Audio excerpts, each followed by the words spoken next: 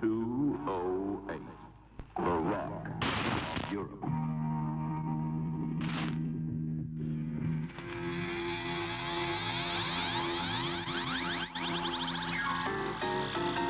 Good evening. This is Kid Jensen, welcoming you to another 208 special. Tonight, one of today's most influential and certainly illustrious music makers, David Bowie.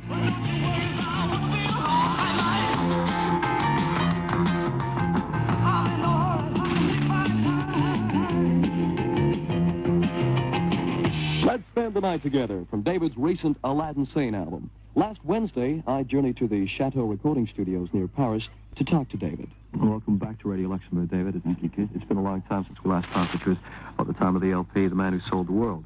A lot has happened to you since then. And on this Bowie special, I suppose the first and most obvious question would be, I guess, why the announcement, your recent announcement that you were leaving the world of music. Was it that you felt you could go no further in what you were doing with music on stage as well?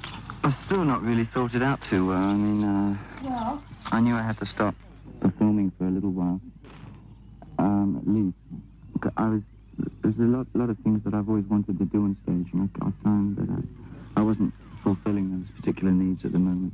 So I have to step back a little bit and have a look at what I was doing and see what adjustments can be made before I think of coming back on stage again. Oh, I see. So it's not an announcement which would mean that you would leave music entirely, that it's just your on stage. Just stage performances. I'm certainly staying with writing. In fact, I'm doing a lot more serious writing. What specifically would you leave stage for to go into other areas of entertainment? Specifically, I don't think that I would leave stage to go into other areas of media at all. It would be possible to do filming whilst I was on tour as well. But, yeah. Presumably I'm doing some filming. I've been offered 2 or 3 films. Yeah? I think I'll be doing at least one of them. What sort of direction would these films be? Not at all rock. Yeah. Not musical films. They're straight acting parts. And what will happen to your band as far as wise when you leave the stage? It's very hard to say, really. I think Nick wants to do some things of his own, Mick Ronson. Yeah. I guess everybody would just stick around. You'll still be a bit of a family, do you think, then? Yeah. I mean, we're all over here. We're doing the next album. But after this, I don't really know what they want to do. We're going to play a track which a lot of people know you best for, which is, 3 years old now, 4 years old? The Space Oddity. Yes. Just before we play, you can tell us what was in your head and when you wrote the song. Oh, Lord, everything. I was involved in the arts laboratory down in Beckenham at the time. We were just being confronted by all these variances on the space shot. And it was the way it was treated. It wasn't. The treatment seemed wrong at the time. It doesn't now, but at the time I was annoyed by the way the space shot was being treated, alongside kind of cornflakes. It was like the media. It was treated very lightly. Yes, I mean it was. What kind of reaction Columbus would have had, you know? Yeah. It was as big an event as that at the time. It wasn't being given that kind of grandeur treatment which it should have had. Ground control to Major Tom.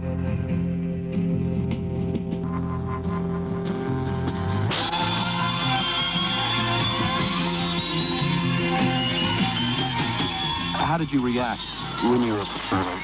And you performed an awful lot. Just recently, you did something like 63 performances in 49 days. It was kind of funny. How did you react to criticism? A lot of writers called your show contrived and even synthetic. In fact, one English paper recently who went to see you, and a journalist went to see you in America, described it as a synthetic Bowie phenomenon. Is that the guy who's just formed his own band? I don't know. Yes, I think it is. Well, I'll come and see his show. Okay. What was the reason? I know a lot of, getting back to the press, a lot of people, there was a stage where you were doing no interviews at all whatsoever, and a lot of people wanted to talk to you and get through to you, but was the reason for the clampdown on the press? And once again, that you came in for criticism, not you, I don't think particularly, but perhaps your management, that nobody was allowed to talk to you, and it was very difficult to get through. Was it because you were going through thinking about where you were at the moment, what you were going to do, and you didn't want to be bothered? But not because I wanted to be bothered or not being bothered. I really didn't have very much else to say.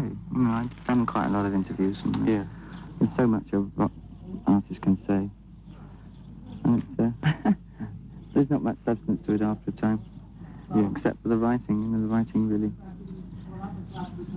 really says a lot more than any of the interviews, I think. Did you find the bigger and bigger you became because after a year or so of being on the road, the superstardom was upon you? Did you find when you were writing the pressures became a lot bigger, that you found that you were writing for an audience that perhaps you had created? No, I never had that problem. I've always been able to.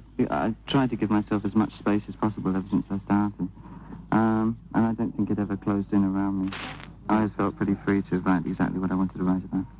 I guess it would be fair to say that only David Bowie could successfully interpret a David Bowie song. Did you ever consider doing any other people's music at all, or singing somebody? Funny you should say that. The next album consists of nothing but other people's songs. Really? Mm. Maybe we could talk about that now. You're here at the Chateau just outside of Paris, and why did you choose this as a recording place? I had a lot of good things told me about it by people like Elton John. Elton told me it's a very good place. And Ken Scott, my co-producer, had worked here often with Elton and with other people, and he suggested that I give it a try, especially for this kind of record, which is very much a hard rock album. Is there something you can tell us about the songs? You just mentioned that you're doing other people's. I'm retracing my own past, really, with my own likes and preferences for music. Yeah. Which would mean what, the early 60s? Early to mid-60s, really. Yeah. Very much the London sound, because we were at the height of the Liverpool sound in sweeping England and America.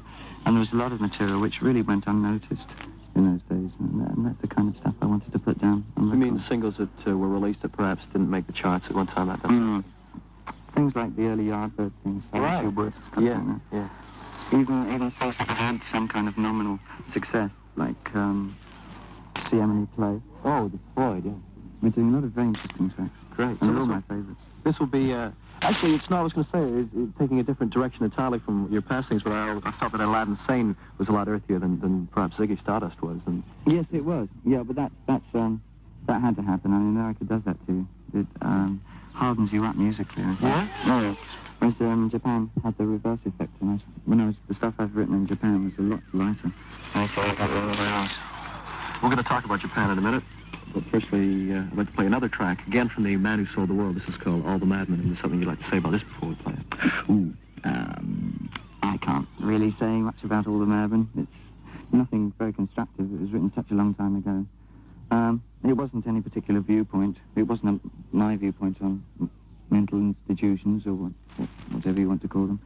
It was just an observation on a person who had spent some time in one. Yeah. And I was writing on his behalf, really.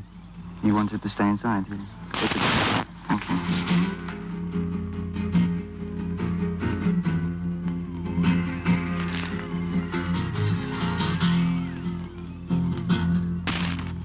Day after day, they send my brains stay underground.